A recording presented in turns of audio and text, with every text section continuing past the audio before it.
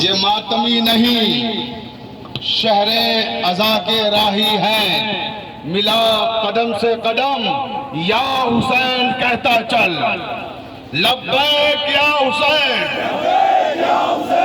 لبیک یا حسین۔ آخری آدمی تک جہاں تک میری آواز جا رہی ہے، آج کے اس تاریخی چوک میں ایسا نعرہ گونجنا چاہیے کہ آپ کا نعرہ کربلا تک جائے، لبیک یا حسین، لبیک یا حسین، لبیک یا حسین۔ یزیدیت، یزیدیت، یزیدیت، حسینیت، حسینیت، حسینیت، نعرہ حیدری۔ واجب الاحترام سامعین کرام، میں نے سرکار رسالت مآب صلی اللہ علیہ وآلہ وسلم کی جس حدیث کو سرنامہ کلام قرار دیا ہے، پیغمبر اسلام حضرت محمد مصطفیٰ صلی اللہ علیہ وآلہ وسلم ارشاد فرما رہے ہیں کہ ھذا حسین فاعرفوا، یہ میرا حسین ہے، اسے پہچان لو۔ اللہ کے رسول نے ہر مقام پر امام حسین کو پہچنوایا، کبھی مسجد میں ناقہ بن کے بتایا کہ ان کی عظمت کیا ہے، کبھی مدینے کی گلیوں میں شانوں پہ بٹھا کے بتایا کہ ان کی عظمت کیا ہے، کبھی مسجد میں خطبے کو روک کر بتایا کہ ان کی عظمت کیا ہے، کبھی سجدے میں ہے اللہ کے رسول، حسین پشت پیغمبر پر آ گئے، سجدے کو طول دے کر بتایا کہ حسین کیا ہے۔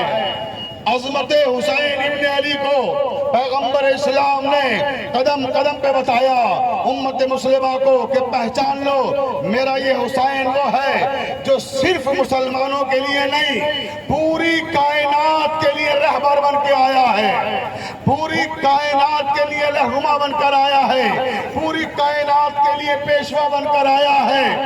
یہ وہ حسین ابن علی ہے کہ یہ ہر انسان کا رہنما ہے، اور یہی وجہ ہے کہ آج جب امام حسین کی شہادت کا دن آتا ہے، جب ان کی سوگواری کا زمانہ آتا ہے، صرف شیعہ حیدر کرار ہی ان کے غم میں اداس نہیں ہوتے، ان کے سوگ میں سوگوار نہیں ہوتے، ان کے جلوسوں میں صرف شیعہ نہیں ہوتے ہیں، ان کی مجلسوں میں صرف شیعہ نہیں ہوتے ہیں، بلکہ تمام مسالک کے مسلمان بھائی بھی جلوس میں شرکت بھی کرتے ہیں، مجالس میں شرکت بھی کرتے ہیں، اور صرف مسلمان بھائی نہیں ہیں بلکہ ہمارے ہندو بھائی بھی ہمارے ساتھ شانہ بشانہ ہمارے جلوس ہائے عزا کا حصہ بنتے ہیں، اور وہ بھی آج حسین ابن علی کے غم میں سوگوار بھی ہیں، جلوس کا حصہ بھی ہیں۔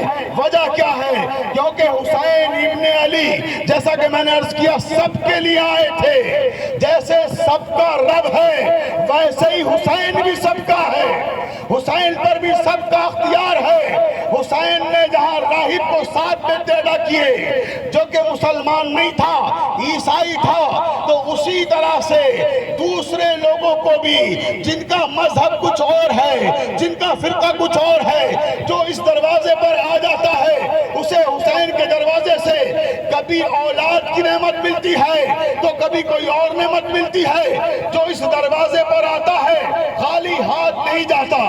ہمارے ایک ڈپٹی سی ایم جناب دنیش شرما جو بی جے پی کے بہت ہی ممتاز رہنماؤں میں شامل ہیں، جن کا شمار بی جے پی کے ممتاز لیڈرز میں ہوتا ہے، دنیش شرما جی میرے ساتھ ایک پروگرام میں تھے، وہ بتانے لگے مجھے کہ قبلہ آپ کو معلوم ہے میں کیسے پیدا ہوا، میں دنیا میں کیسے وجود میں آیا۔ ہمارے اتر پردیش کا ایکس ڈپٹی سی ایم جناب دنیش شرما فرما رہے ہیں کہ قبلہ آپ کو معلوم ہے میں اس دنیا میں کیسے آیا، میں کیسے وجود میں آیا۔ تو میں نے پوچھا بتائیے کیسے وجود میں آئے؟ تو کہنے لگے میں حسین ابن علی کا صدقہ ہوں۔ توجہ چاہتا ہوں، دیکھیں آپ ڈپٹی سی ایم نے کہا،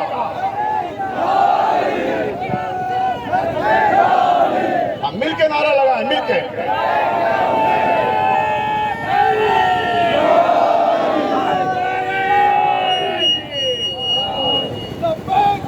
لبیک یا حسین،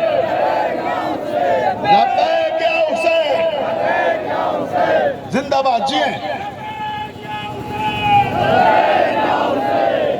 ہمارے ڈپٹی سی ایم نے کہا کہ میں حسین ابن علی کا صدقہ ہوں.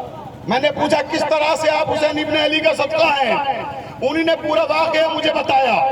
پھر اگلے ہی دن ایک پروگرام میں انہیں بھی تقریر کرنا تھی, مجھے بھی تقریر کرنا تھی.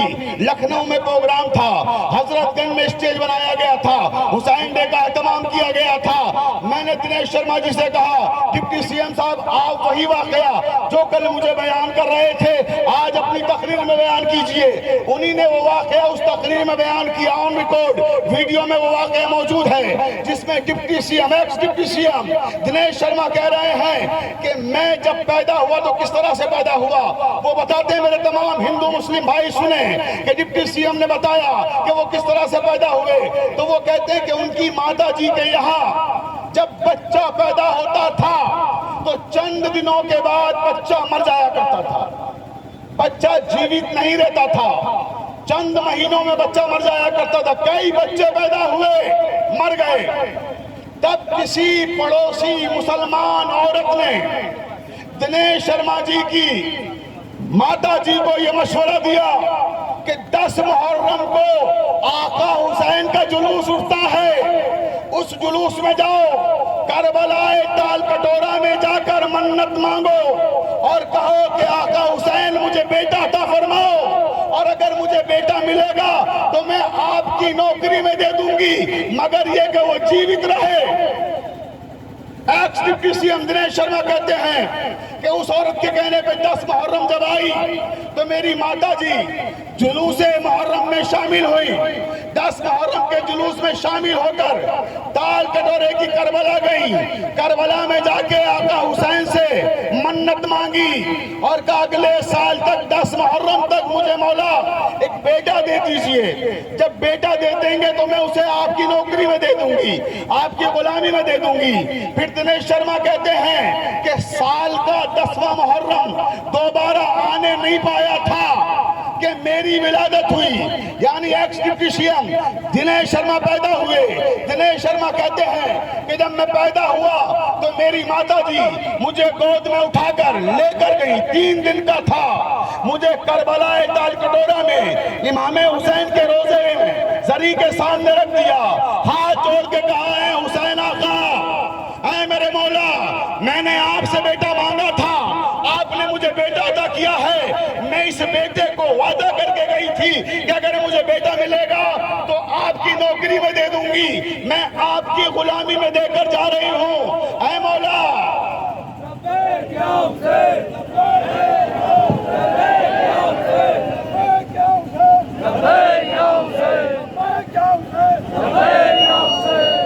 بہت توجہ سارے محترم, کہا کہ آقا میں نے آپ سے مانگا تھا, آپ نے مجھے بیٹا دیا, میں آپ کی نوکری میں دے کے جا رہی ہوں, آپ کی سیوا کے لیے چھوڑ کے جا رہی ہوں. دنیش شرما کہتے ہیں میری ماں مجھے کربلا تال کٹورا میں امام حسین کی زری کے سامنے چھوڑ کے چلی گئی, اور اب کچھ گھنٹوں کے بعد میری خالہ آئیں, موسی آئیں, اور انہی نے آنے کے بعد آقا حسین کے سامنے ہاتھ جوڑے اور ہاتھ جوڑ کے کہا آقا حسین, مولا حسین, یہ میری بہن نے آپ سے مانگا تھا, آپ کو دے کے چلی گئی, آپ کی امانت ہے, آپ کا نوکر ہے, آپ کا خادم ہے, بس میں اتنی ریکویسٹ کروں گی مولا, میں اسے پالنے کے لیے لے کر جا رہی ہوں, پالوں گی میں مگر نوکر آپ کا ہے. توجہ, نوکر آپ کا ہے.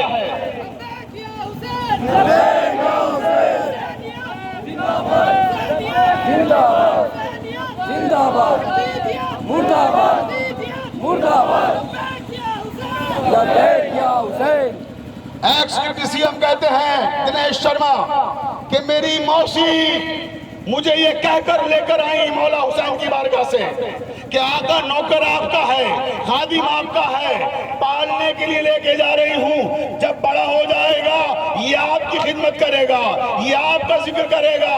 دنیش شرما نے اپنی اس تقریر میں کہا جو حضرت گنج میں حسین ڈے میں کی تھی کہ میں آج تک یہ مانتا ہوں کہ میرے روئے پر, ایک ایک روئے پر اگر حق ہے تو حسین ابن علی کا حق ہے. لبیک یا حسین.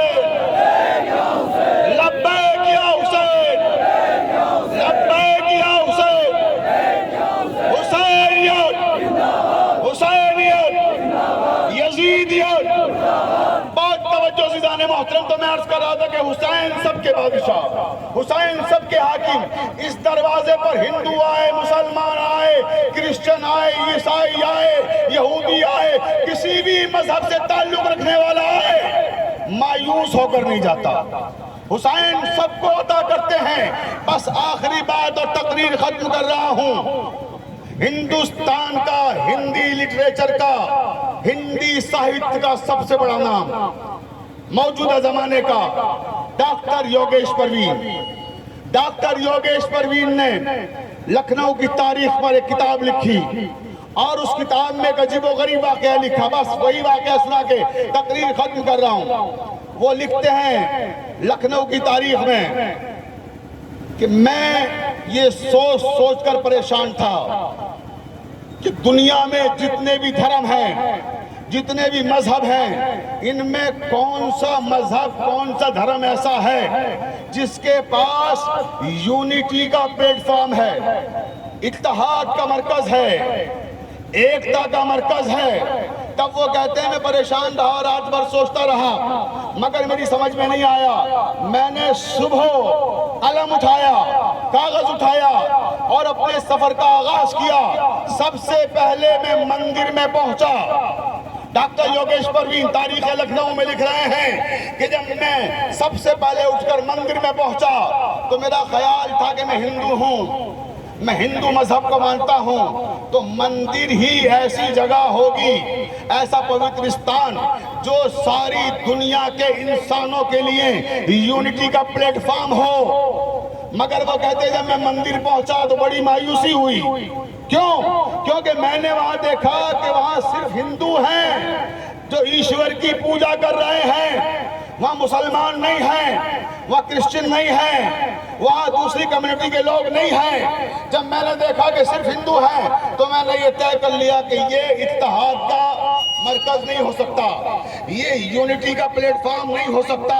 اس کے بعد وہ کہتے میں آگے بڑھا اور پھر میں نے سوچا کہ بھئی ہندوؤں کے بعد سب سے بڑی آبادی ہندوستان میں مسلمانوں کی ہے، ہو سکتا ہے مسلمانوں کی مسجدیں اتحاد کا مرکز ہوں۔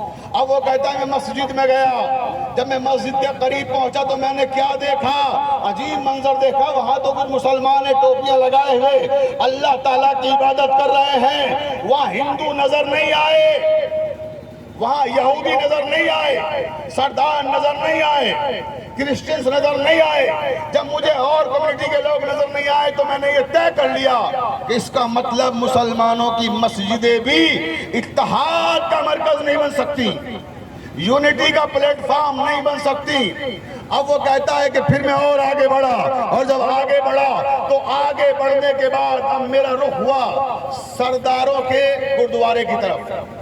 لیکن جب میں گردوارے میں پہنچا تو میں نے وہاں کیا دیکھا کہ وہاں صرف سردار ہیں جو گرو نانک کو خراج عقیدت پیش کر رہے ہیں، وہاں ہندو نہیں ہیں، مسلمان نہیں ہیں، عیسائی نہیں ہیں۔ تو میں نے یہ طے کر لیا یہ بھی پوری دنیا کے انسانوں کے لیے یونٹی کا پلیٹ فارم نہیں بن سکتا، گردوارہ بھی اتحاد کا مرکز نہیں بن سکتا۔ اس کے بعد کہتے میں گردوارے سے نکلا، چرچ میں آیا۔ اب جو میں چرچ میں آیا تو میں نے کیا دیکھا، حضرت گنج میں چرچ کے سامنے کھڑا ہوا ہوں، جو بھی آ رہا عیسائی آ رہا ہے، وہاں کوئی مسلمان نہیں جا رہا ہے، وہاں کوئی ہندو نہیں جا رہا ہے۔ تو پتہ لگا کہ یہاں صرف عیسائی ہیں، تو معلوم ہوا کہ یہ بھی یونٹی کا پلیٹ فارم نہیں بن سکتا۔ کیوں نہیں بن سکتا؟ کیونکہ یہاں ایک قوم کے لوگ ہیں صرف، اقوام عالم کے لیے اتحاد کا مرکز چاہیے تھا۔ اس کے بعد کہتے میں یہاں بھی گیا، یہاں بھی مجھے صرف ایک ہی قوم کے لوگ عیسائی نظر آئے۔ اب میں پریشان تھا کہ آخر ایسا کون سا مرکز ہے جو اتحاد کا مرکز ہے، جہاں دنیا کا ہر انسان نظر آتا ہے، ہر مذہب کا انسان سر خم کرتا ہوا نظر آتا ہے، سارے مذاہب، سارے مسالک، سارے دھرموں کے ماننے والے لوگ جس جگہ مجھے نظر آئے تو وہ کہتے میں پریشان تھا۔ اسی پریشانی کے عالم میں نے امام باڑے کا رخ کیا۔ توجہ چاہتا ہوں، حسین کے عزا خانے کا رخ کیا، اور اب جو حسین کے عزا خانے میں پہنچا ہندو بھی نظر آئے، عیسائی بھی نظر آئے، سردار بھی نظر آئے، کرسچن بھی نظر آئے، مسجدوں ڈیروں گلی कलीसान कभी एक हुए। योगेश पर भी इमाम बारगाह से खिताब करते हुए कहते हैं कि मस्जिदों तेरो कलीसान कभी एक हुए, तेरे दरबार में पहुंचे तो सभी एक हुए।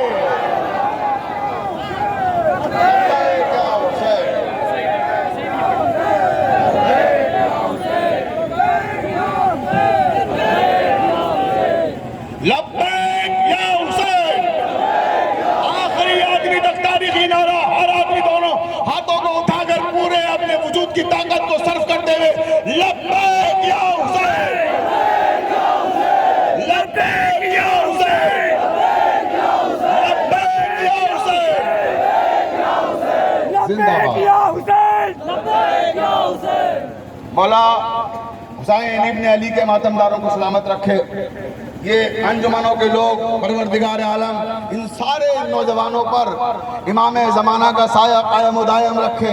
ये सब सलामत रहें, इनकी माओं इनके बापों पर परवरदिगार की खुसूसी रहमत नाजिल हो।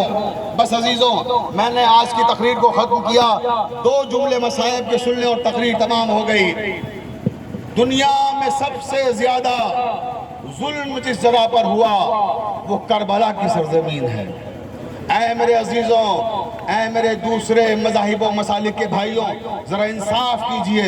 जब हुसैन इब्न अली 71 लाशें उठा चुके करबला की सरजमीन पर और आवाज़ इस्तिग़ासा बुलंद की, हल मिन नासिरिन यंसुरुना, हल मिन मुगीसिन युगीसुना, है कोई जो मेरी आवाज़ पे लब्बैक कहे, है कोई जो मेरे इस्तिग़ासे पे लब्बैक कहे, है कोई जो मेरी मदद के लिए आए। तो रिवायत की फिक्रें हैं कि 6 महीने के अली असगर ने खुद को झूले से गिरा दिया, बीवियों में कोहराम मच गया।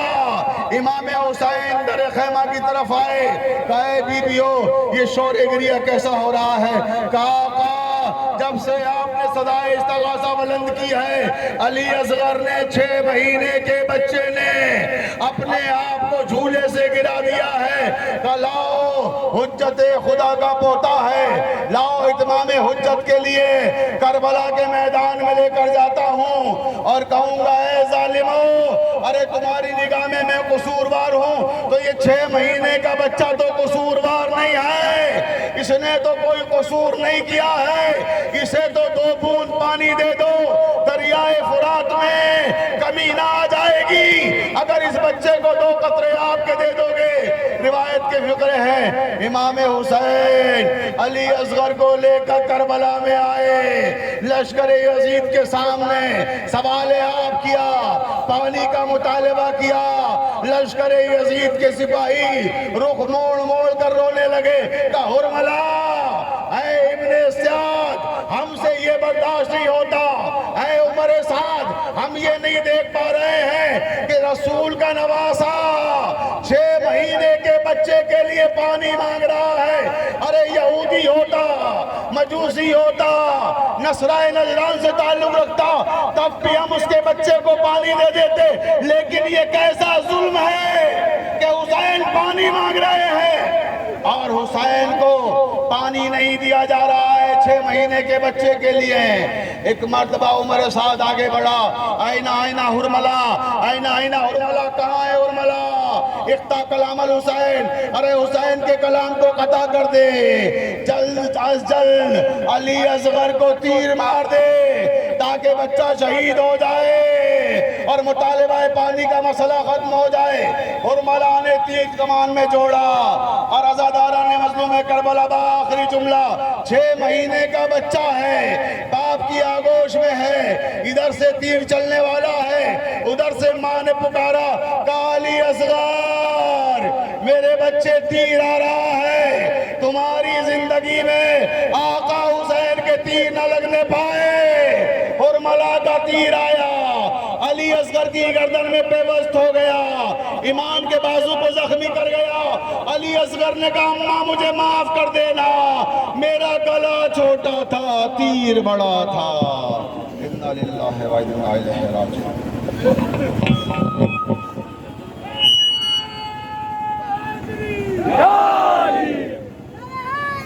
नारे हैदरी,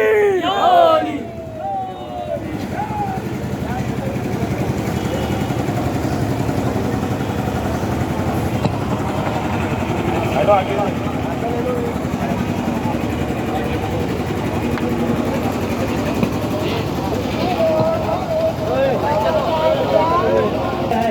حسین یا حسین یا حسین یا حسین یا حسین